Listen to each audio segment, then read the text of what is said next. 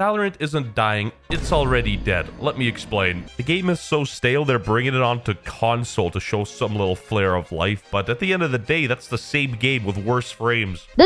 Valorant is one of those games where its reputation precedes it, and that's not a good thing. Everybody automatically thinks that Valorant's an ooh-woo loser gay game where people just bitch and complain about pretty much everything. So today, I'm gonna do exactly that and bitch and complain about everything.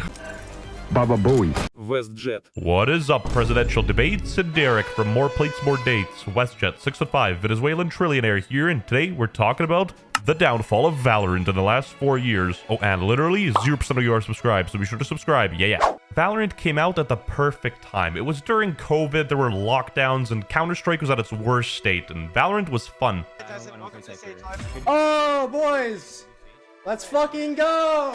It was exciting to grind, and the highest rank was literally called Valorant. Radiant wasn't even a thing. I won't lie, the game was questionably balanced. We had 2 raise nades, you could sage wall from like across the map, but at the end of the day, it was fun, it was refreshing, and it was new. Back in the day, people watched montages, and honestly, the downfall didn't really happen until like early 2022, maybe late 2022. The fall of Valorant's reputation, I strongly attribute to how trash and corporate the content feels. The only content left in the game was 40-year-olds with low energy talking about skins, and ranked highlights so autistically boring that even soap cutting couldn't make it exciting. You don't even need surgical equipment to find out if somebody has a tumor or not. If they want to make Valorant videos, that's a quick indicator at this rate. There's just no content left in Valorant as a game, and however much people want to innovate, I know Kyo's trying, at the end of the day, it's still just ranked highlights. Like, what the f***, Valorant? You got the dude playing on like a 2006 computer trying to find out what content to make. Like, this is hard. Everybody else just slaps a Radiant logo in their thumbnail and hopes that a kid from Moldova accidentally clicks on it expecting something crazy, only to be met with 23 minutes of chopped up stream highlights. Very cool. Now, this isn't only a creator-specific issue, it's also on Valorant for not releasing anything fun about their game. In fact, they're taking features out. Like, bring back that stupid snowball fight game, for Christ's sake. They straight up removed the only creative thing from their game in the last 5 years.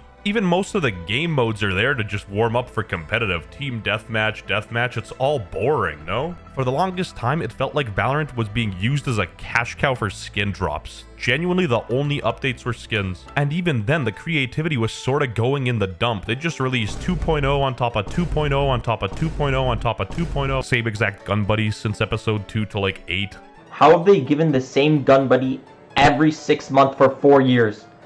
Every 6 months, I'm playing for the same gun buddy. Every day, I'm playing for the same thing. Dude could probably smell the gun buddy coming with that nose. Now let's talk about the worst trend of all, the e-dating trend that Valorant themselves have even played into. Walter White wouldn't even pursue chemo, this is so cringe. The only place you can find a suitable partner is in Valorant Swift Plays or, God forbid, Twitch Whispers. We got things to talk about here. E-dating is a side of mental illness, and that's final, no debate. I don't know, where do women go? Go to Starbucks, go to Whole Foods, go to the kitchen.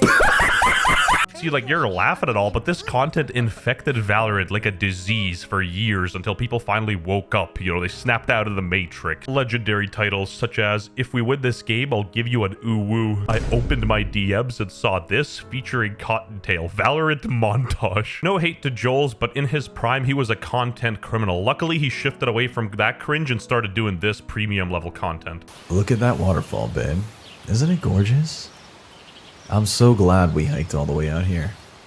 It's a shame I left my phone in the car. Bro went from coaching to WTF is this is right, and Jesus. I'm gonna talk my shit because I don't know what it is, whether it's the anime kind of style, it brings in the absolute degenerates. Even top Valorant pros are complete weirdos. Basically, we were at a friend gathering, Tyson was on the couch, and he was watching hentai With the boys. So I sat beside him and I watched with him. The same exact people that'll call me a bad person for making a joke are normalizing literal anime porn to their child audience. Like, in my lifetime, Tyson, I've probably only watched like 10 to 20 hentais. Like, this is hands down degenerate shit. What are you normalizing? Why are you even sharing this information?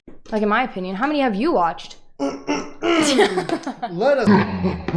I genuinely wish the best for Kaide, though. I know she's going through a lot, but this is something I can't really stand for. It's a little cringe in my opinion, and I'm not here to morally grandstand, but it's just weird. You know what I mean? Like, when I was younger, I had good influences. I'd watch Counter-Strike and see a bunch of burly, jacked men, and like, I was turned on, you know what I mean? Other than Celsius, Valorant's sort of like void of personality in my opinion. They all think the same, look the same, walk the same. They're either void of nutrition or overweight, no in between. And the response to Clove showed that every single person was basically parroting exactly what Riot believed in, and what a shocker. It's almost like they have to do that to retain their contracts. I'm not even trying to get political, but try to name a single Valorant pro that said, wow, maybe pronouns in a video game wouldn't be a good idea? Yeah, you can't. It was a crazy time when pretty much anybody affiliated with Valorant on a top level had this as their freaking Twitch pinned and talking about pronouns. It felt like Clove was an ingenuine, pathetic attempt to try to capitalize on representation because Valorant's owned by China. They don't really care about that. It's obviously stupid, and people fell for it. Once again, misgendering a video game character isn't the same as purposely misgendering somebody IRL. Maybe I should get a script writer because goddamn, this video is a clusterfuck. The Valorant devs are taking the game in a weird place, trying to make it some sort of safe haven where like bullying is banned and like you can't say any words. People think if you're against this, you're automatically going into games and harassing people, saying slurs and stuff, and that's not entirely the case. I just think it doesn't matter. If somebody who lives 2,000 miles away from you says a bad word and you're offended, like genuinely go to therapy. All you gotta do is laugh it off. It's not that deep and it never is. Like genuinely, how retarded do you have to have your day ruined by somebody that's not even in your real life? Just turn off your computer. Cyberbullying isn't real. Genuinely. Valorant is in its most balanced state right now, and I think that's just boring, to be honest. I enjoyed Valorant when Jett was broken, Chamber was busted, Sova was broken, Reyna had 4 heals. It was fun. It's like the devs got offended at the abilities don't kill meme and started nerfing everything to the ground. At that point, might as well just play Counter-Strike. The gun plays better anyway.